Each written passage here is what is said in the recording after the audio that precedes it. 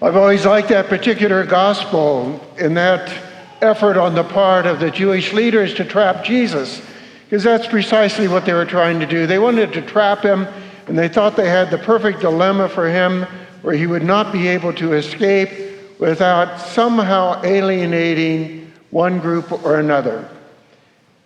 They came up and they started with flattery. We know you're a truthful man. You know you're always going to tell us the truth. And that flattery is always, or not always, but very often just there to disarm.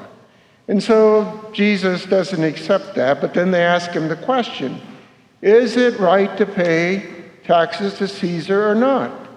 Now, they knew that Jesus was going to lose either way, because if he said, yes, it's right, he would have lost the support of the ordinary people who hated the Romans, who knew that they were occupied by this foreign power.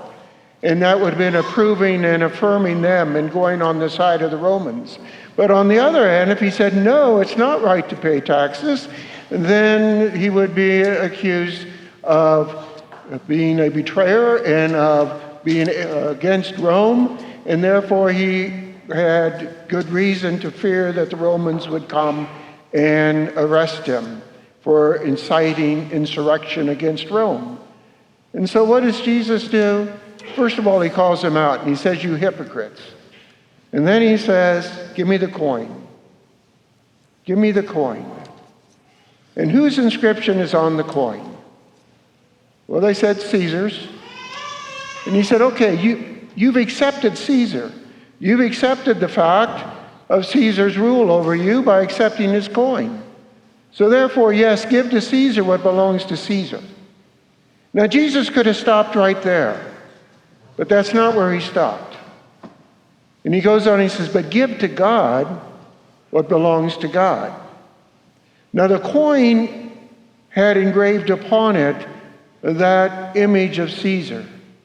And what Jesus was saying about that, more importantly, he was saying about what had the image of God engraved upon it. Where is the image of God engraved? That's the real point of Jesus' teaching. And where God's image is engraved is in each one of us. We are created in the image and likeness of God. God's image is indelibly engraved within our own hearts, within our own minds, within our spirit, not only through creation, but through baptism. So therefore, we are called really to render to God what is God's, which means to render ourselves. The gift of our fidelity, the gift of our truthfulness, the gift of our honesty. What is prayed for in the scriptures, in that first opening prayer today, says it very simply, where it talks about that we are called to conform our wills to God and that we are to serve God in sincerity of heart. That's the call that each of us have. And that's a greater responsibility than the service of Caesar. That's a greater responsibility than anything else, is to be faithful to God.